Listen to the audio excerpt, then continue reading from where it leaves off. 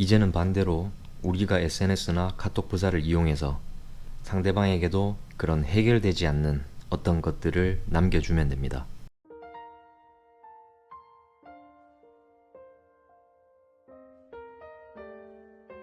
안녕하세요 여러분, 체리지입니다. 오늘은 지난 영상에서 말씀드린 것처럼 카톡 부사나 SNS에 담긴 상대방의 행동에 대한 의미에 대해서 조금 더 말씀드리고, 어떻게 활용해야 상대방에게 우리 생각이 조금이라도 더 나도록 만들 수 있는지 알려드리려고 합니다. 정말 중요한 심리를 활용한 방법들이니까 끝까지 시청 부탁드리겠습니다.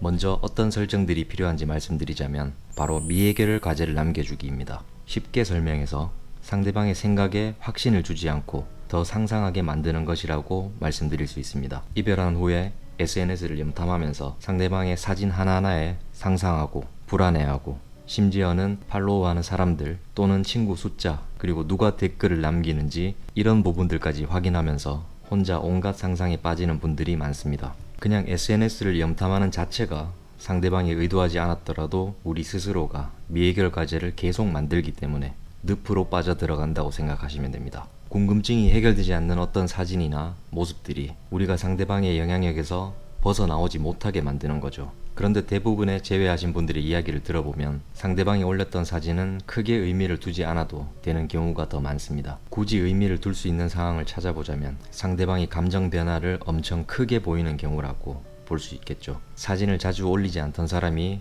올렸다 내렸다를 반복하면서 기복을 크게 보이거나, 반대로 엄청 자주 올리던 사람이 한동안 아무것도 하지 않는다면 어떤 감정의 변화가 있다고 볼 수 있습니다.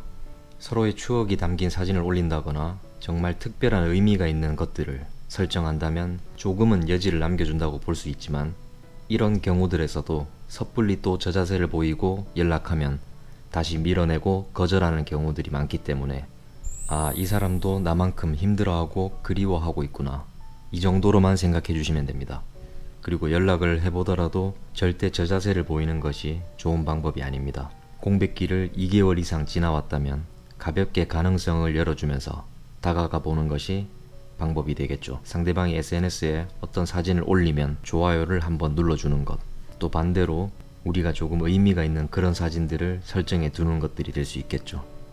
그런데 가장 중요한 건 우리에 대한 그리움이 정말 커지고 다시 살아났다면 반응은 직접적으로 나오게 되어 있습니다.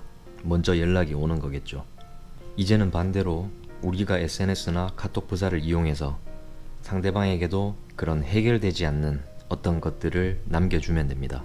이별한 초기 단계라면 이별을 받아들여주고 상실감을 심어주는 문자를 보내야 한다고 말씀을 드렸죠.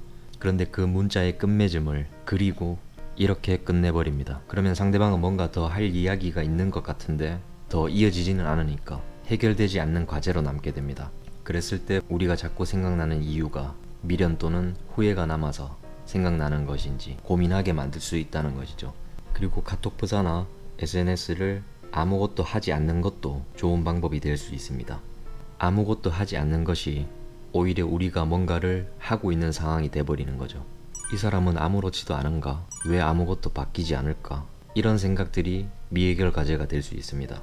또 한 가지 예를 들자면, 공백기를 어느 정도 지나서 카톡 상태 메시지에 2022년 11월 27일 이렇게 설정을 해둔다면 상대방은 저 날짜가 어떤 것을 의미하는지를 모르기 때문에 미해결 과제로 남길 수 있는 방법이 될 수 있습니다. 다른 사람이 생긴 듯한 사진은 올리지만 이성을 직접 등장시키지 않고 애매한 문구를 남겨두는 것도 좋은 방법이 될 수 있습니다. 상대방이 해석할 수 없는 애칭을 적어놓는 것들, 이렇게 조금만 생각해보면 정말 미해결 과제로 남길 수 있는 방법들이 많겠죠.